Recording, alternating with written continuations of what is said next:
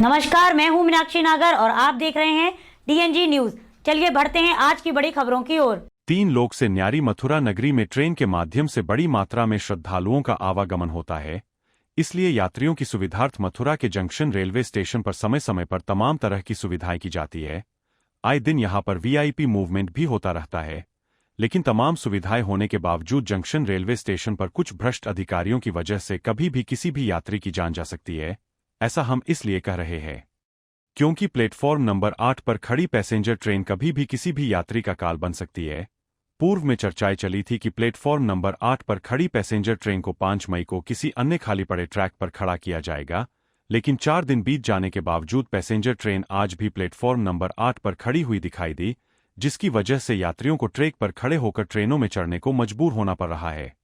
देखिए कैसे यात्री अपनी जान जोखिम में डालकर रेलवे ट्रैक पर खड़े होकर ट्रेन में चढ़ने को मजबूर हो रहे हैं।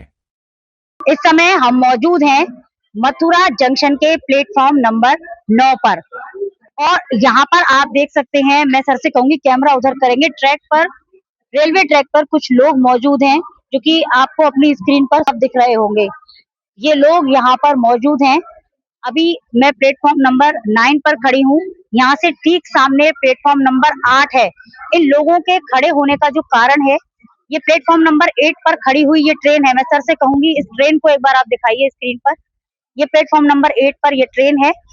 ये ट्रेन डेली पिछले कई दिनों से, या ये कहें कि बहुत समय से, दोपहर के समय लगभग 2 बजे के आसपास यहाँ पर आके प्लेटफॉर्म संख्या 8 पर खड़ी हो जाती है और जब तक इसका समय नहीं होता, या यूं कहें अपने निर्धारित समय पर ही ये ट्रेन यहाँ से रवाना होती है, इस प्लेटफॉर्म से हटती है।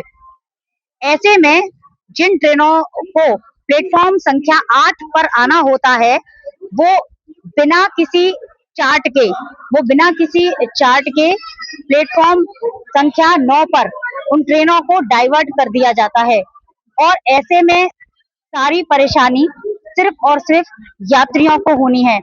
मैं इस समय प्लेटफॉर्म नंबर 9 पर खड़ी हूँ और यहाँ पर ट्रेन आ रही है। मैं सर से कहूंगी जरा स्क्रीन पर दिखाइए, ट्रेन आ रही है। ट्रेन प्लेटफॉर्म नंबर 9 पर पहुंच रही है और यात्री यहाँ पर खड़े हुए हैं और यहाँ पर दूर दूर तक GRP और RPF का कोई भी जवान यहाँ पर मौजूद नहीं है। भारी संख्या में यात्रीगण इस प्लेटफॉर्म पर इस समय मौजूद हैं। ट्रेन प्लेटफॉर्म संख्या 9 पर पहुंच रही है और कुछ ही समय में ट्रेन रुकेगी, यात्रीगण यहाँ पर चढ़ेंगे। ऐसे में जब यहाँ पर GRP और RPF का कोई भी कर्मचारी, कोई भी सुरक्षा बल यहाँ मौजूद नहीं है, अगर कोई हादसा, कोई गड़बड़ी, किसी तरह की अफरा तफरी होती है तो आखिर इसका जिम्मा कौन लेगा। और जो लोग ट्रैक पर खड़े थे, ये भी देखने वाली बात है क्या वो लोग इस ट्रेन में ट्रैक से ही चढ़ेंगे। और बिना किसी चार्ट के ये ट्रेन प्लेटफॉर्म नंबर 9 पर आई है। ऐसे में कुछ यात्री प्लेटफॉर्म नंबर 8 पर भी इस ट्रेन के खड़े हुए हैं, जो कि अब ट्रेन आ चुकी है। ऐसे समय में वहां से प्लेटफॉर्म नंबर 9 पर आएंगे।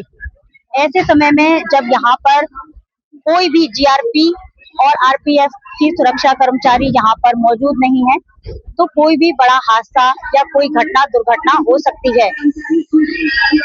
ऐसा नहीं है कि इन चीजों पर किसी का ध्यान नहीं गया है।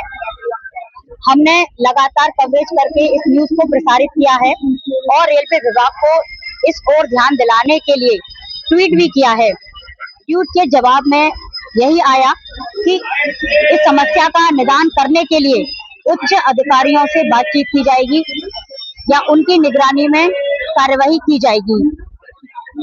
बहरहाल जब जानकारी की तब ये पता चला, जानकारी करने पर, कि ये जो ट्रेन प्लेटफॉर्म नंबर 8 पर प्रतिदिन आकर खड़ी होती है कुछ घंटों के लिए, इस ट्रेन को 5 मई तक के लिए यहाँ पर रोका गया है और 5 मई के बाद इसे यहाँ से दूसरी जगह शिफ्ट कर दिया जाएगा। लेकिन आज की बात की जाए तो आज 9 तारीख है, 9 मई है और ट्रेन की स्थिति जैसी की तैसी है। ट्रेन अब भी प्लेटफॉर्म नंबर 8 पर आज भी खड़ी हुई है और उसकी वजह से जो प्लेटफॉर्म नंबर 9 पर जो गाड़ियां आ रही हैं प्लेटफॉर्म नंबर 8 की बिना किसी चार्ट के, जिनको डाइवर्ट कर दिया जाता है प्लेटफॉर्म नंबर 9 पर, उससे जो यात्रियों को असुविधा हो रही है वो लगातार असुविधा परेशानी ऐसी ही चलती आ रही है। अब क्योंकि देखने वाली बात ये है कि यहाँ पर जब कोई कर्मचारी, कोई सुरक्षा बल यहाँ पर मौजूद नहीं है, ऐसे में अगर कोई बड़ा हादसा या कोई बड़ी दुर्घटना होती है तो इसकी जिम्मेदारी आखिर कौन लेगा?